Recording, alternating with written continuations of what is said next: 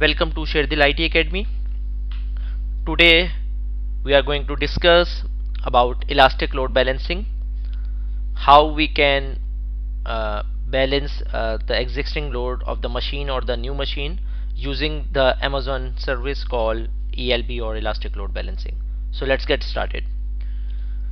It's a very simple service and it's fully managed by Amazon. So elastic load balancing distribute incoming application or network traffic across multiple targets such as EC2 instance, containers and IP address in multiple availability zone. It means that if you have more than one web server, the target can be Amazon EC2 instance, either new machines or the existing instance, containers, IP address in multiple availability zones. So elastic load balancer scale your load balancing as traffic to application change over time and can scale the vast majority of workload automatically. What does it mean? Let's suppose you have the WordPress server and you want to add one more web server for in order to reduce your load from one server to between two servers. So what you need to do, you need to put both web server on the same configuration behind the elastic load balancer. An elastic load balancer will give you the link, the DNS URL. So you need to give that URL to the Route 53 or your DNS zone in order to make the A record or the alias record, and then that alias record you can give to your users or customer. So whenever the user try to hit that alias record, it will resolve by your DNS registrar and will be able to open your website using elastic load balancer. And it is not limited to the 2 or 3 servers. You can either put 10 servers or 20 servers. It depends on your requirement. An elastic load balancer use the round robin method. It means that it will evenly distribute your incoming traffic between and among the servers that are exist behind the elastic load balancer. So with load balancer you can pay only what they use. It's a per hour rating and per hour price. It means that if you use for the month like 750 hours, you have to pay approximate $18 to $20 per elastic load balancer. User can add or remove compute resources from the load balancer as need change without disturbing the overall flow of requests to the application. It means if you want to add or remove any of the machine, new or existing machine, you can do that without disturbing the rest of the machine. User can configure health checks which are used to monitor the health of the compute resources so that the load balancer can send requests only to the healthy ones. It means AWS ELB put the health check and check the healthy instance. If the machine having some issues and it will not cater your incoming request, it will automatically create as unhealthy, and ELB will stop traffic to the incoming user to the specific machine, and it will be automatically out from the elastic load balancer. And once it become unhealthy, it will check approximate 10 times in order to become a part of the existing load balancer. So there are 3 types of load balancer. One is called application load balancer, second is called network load balancer, third is called classic load balancer. Application load balancer is used to handle the applications like on the layer 7, while the network load balancer are used to handle the spikes of the incoming network like TCP payloads and the network traffic on the layer 3 and 4.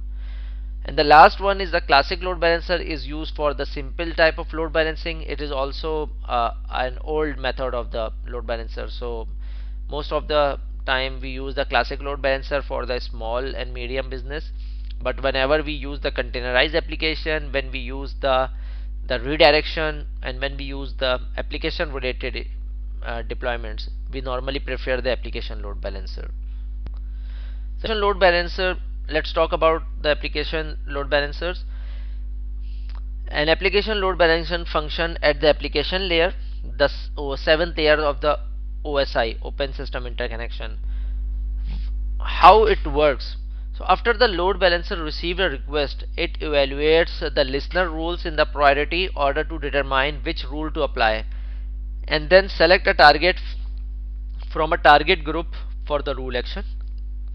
User can configure listener rule to route requests to different target group based on the content of the application in traffic, and routing is performed independently for each target group, even when a target is registered with a multiple target group.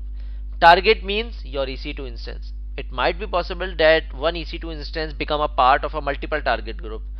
So whenever a routing comes from the ALB to the specific target group, it will automatically redirect to the specific target or the EC2 instance. By default, each load balancer, let's talk about the network load balancer. So by default, each load balancer node distribute traffic across the register target in the availability zone. If user enable cross zone load balancing, each load balancer node distribute traffic across the register target in all enable availability zone.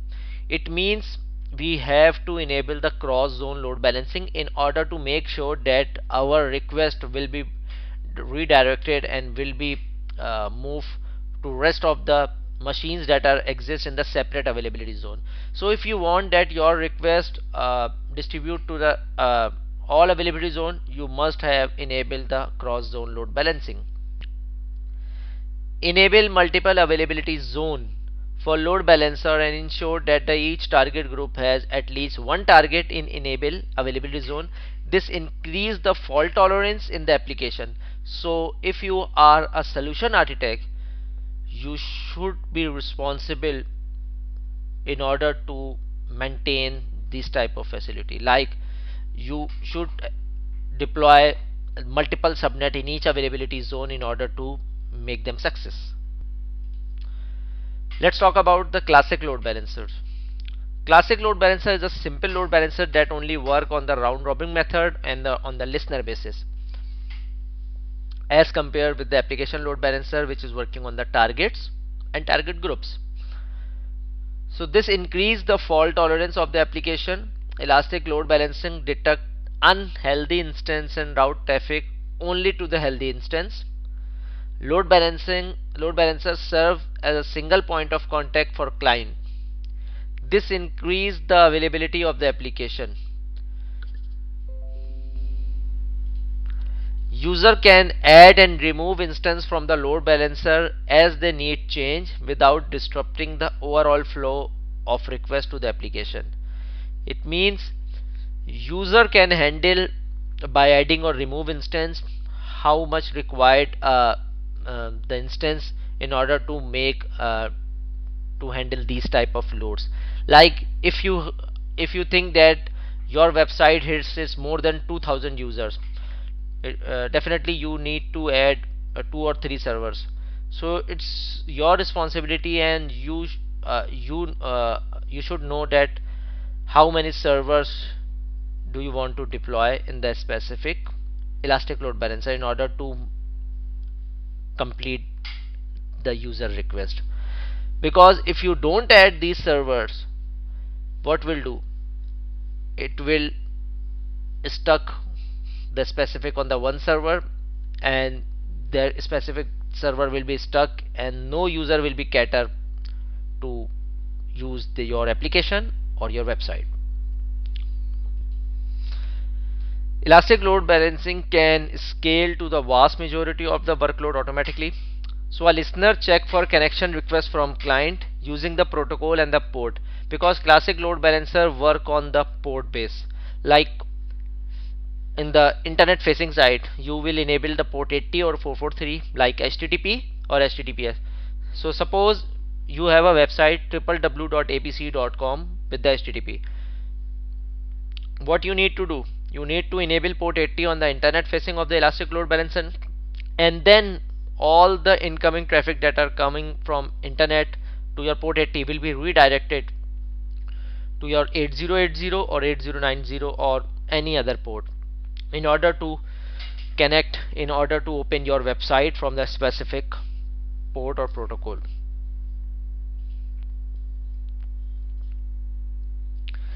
To ensure the registered instances are able to handle this request load in each availability zone, it is important to keep approximate the same number of instances in each availability zone registered with the load balancer. It means if you have a 2 availability zone, make sure you put 2 machines, 4 machines, 6 machines or 8 machines. To distribute traffic evenly across all the registered instances in all enable availability zone, enable cross zone load balancing on the load balancer. It means if you want to distribute the incoming traffic between the availability zone or among the availability zone, you must have to enable cross zone load balancing option, so that the elastic load balancer will keep your machine in evenly distributed among the availability zone. Let's talk about the elastic load balancing accessibility. You can create or using elastic load balancing by using the management console, command line interface and AWS SDK and Query API. So normally as an architect and an operation, we normally use the management console and the AWS CLI. And AWS ELB work with the EC2, ECS like the Elastic Container Service, auto scaling, CloudWatch and Route 53. We will check by using the auto scaling, EC2 and Route 53. We will perform a lab which include the EC2, auto scaling and Route 53, and then we will check how it's work. Next video we will perform a hands-on lab. We will create the elastic load balancing without using any EC2 instance, because I would like to show you how you can deploy the elastic load balancing without any EC2 instance on that time.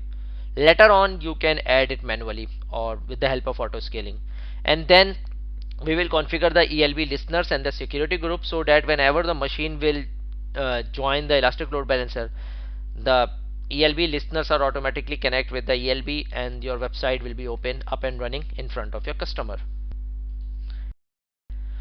Any questions? I hope you will enjoy a lot in this section, theory section. In next video I will perform a lab and will show you how you can configure the elastic load balancer from the basics. So stay tuned. Thank you.